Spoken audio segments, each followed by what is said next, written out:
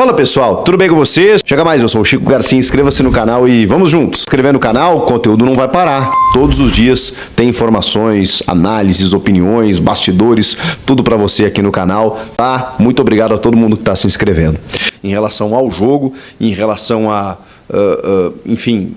alguns movimentos que ele tem feito no time e tal, e por isso que eu acho interessante a gente entender em que momento está esse Corinthians nessa situação de reformulação. Está evoluindo. A questão é que, como é que fica o calendário a partir de agora?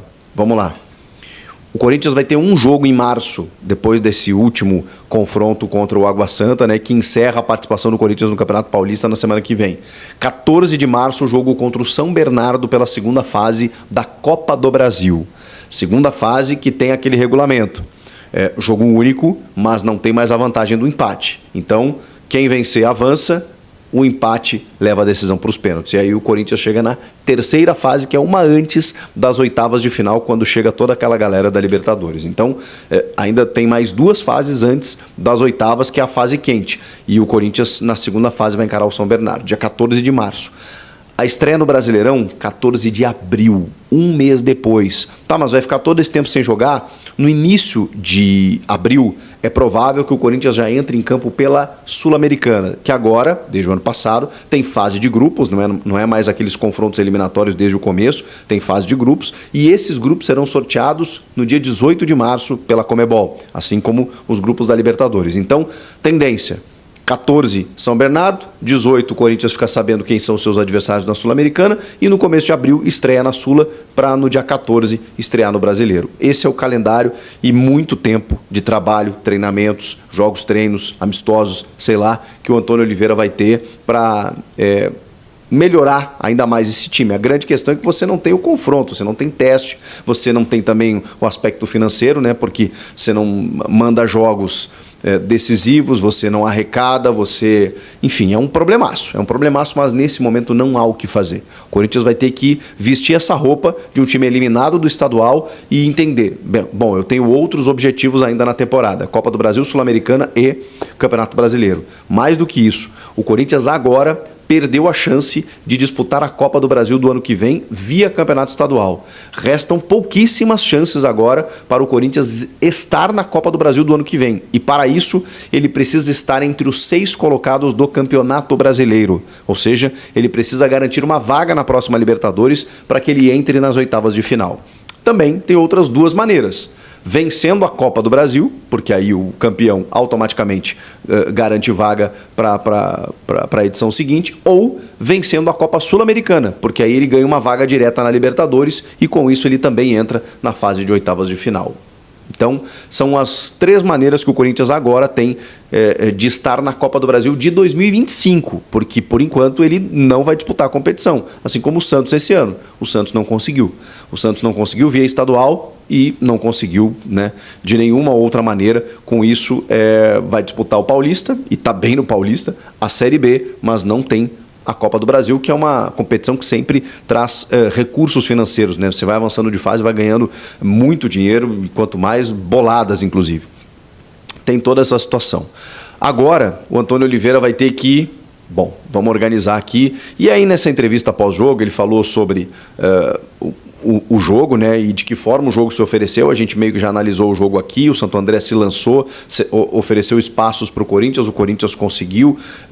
Ele não acha que o Corinthians cedeu espaços para relaxar e oferecer os 2 gols. Foi, como eu até já tinha mesmo, eu concordo com ele, tinha tido esse entendimento, né, uma bola parada. O Corinthians ofereceu poucas finalizações ao adversário, mas enfim, é do futebol, acabou tomando 2 gols. No jogo anterior contra a Ponte, 55 cruzamentos e não fez nenhum gol.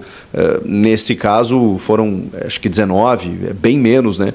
E o gol saiu de um cruzamento, né? Então, assim, o futebol tem dessas coisas. O Santo André estava um pouco mais aberto para o confronto do que a Ponte estava. A Ponte faz um gol e se fecha. Quando ela se fecha, o Corinthians não consegue penetrar. Mas também é fato, né? Era o jogo para vencer em termos de classificação. O Corinthians não vence aquele jogo contra a Ponte e aí a situação complica de vez. Futebol. A Ponte conseguiu um resultado fantástico na Neoquímica Arena e ali, praticamente ali, eliminou o Corinthians da competição.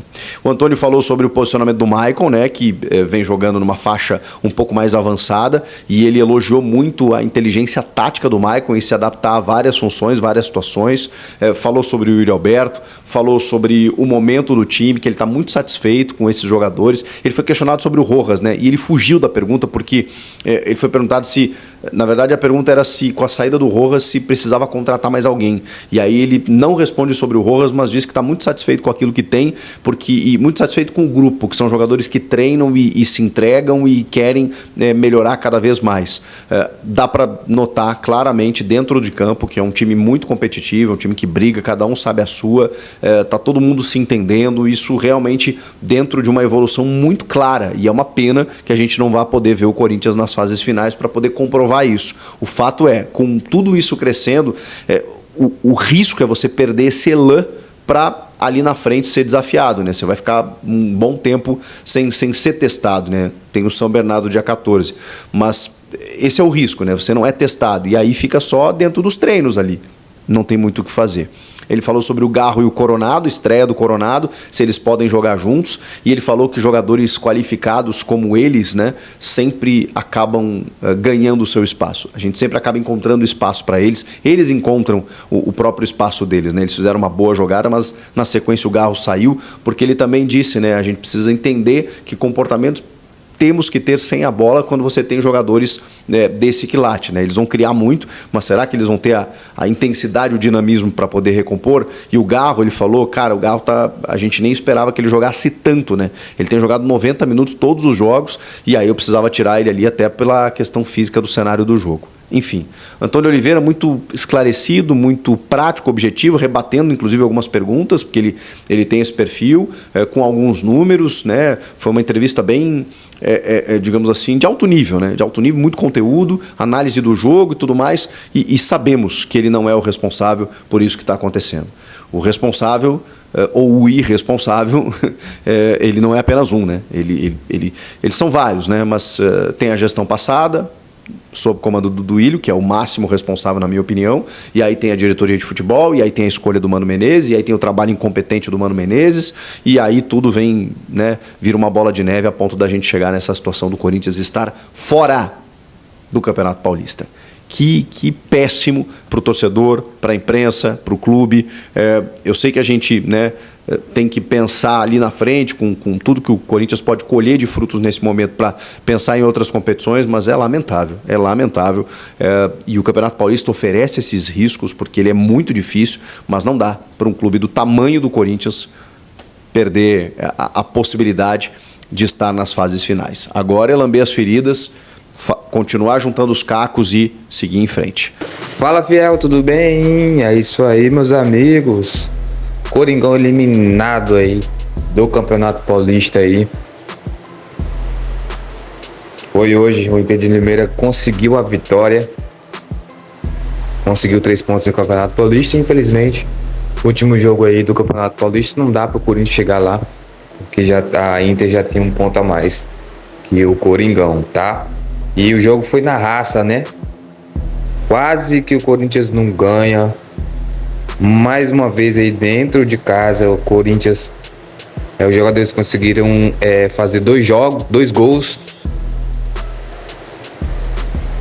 E praticamente quase no final do segundo tempo, o adversário foi lá e empatou o jogo. E o Pedro, com aquele lindo cruzamento, linda cabeçada do Fagner, fez o 3º gol do Corinthians e conseguiu a vitória. E mais 3 pontos, só que não dependia só do Corinthians, né? Inter de Limeira, Mirassol tinha perdido da Portuguesa. Se não me engano, perdeu e empatou. Mas com a vitória da Inter de Limeira, infelizmente, não deu pro nosso Corinthians, né? Mas aí o jogo de ontem, assim como o jogo do Palmeiras mostrou, a harmonia, a garra, a raça que tá dentro dos bastidores do Corinthians. Com a chegada aí do Antônio Oliveira, né? Porque o Antônio, ele é um treinador mais de grupo. Então ele preza mais pela união. Não sei se vocês perceberam, tá? Então, se vocês forem assistir o treinamento, né? Inclusive, eu postei vídeos aqui de treinamento do Corinthians, tá? No CT do Corinthians, onde a gente percebeu que a mudança é aparente. nos bastidores, nos treinamentos, a harmonia é outra, né? A parte mental dos jogadores melhorou praticamente 90%, mediante aos últimos comandantes aí que passou pelo Corinthians, tá?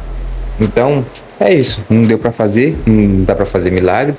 O Antônio já tinha pegado o time numa situação bem difícil no Paulista, que tinha essa possibilidade, assim, de desclassificação.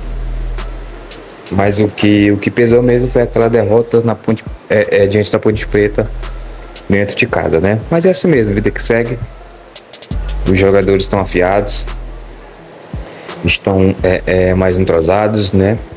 Então é isso. Se você curte esse vídeo, deixe seu like, se inscreve no canal, ative o sininho de notificações, deixe seu like aí, de onde você tá falando, beleza? Um forte abraço a todos e até o próximo vídeo.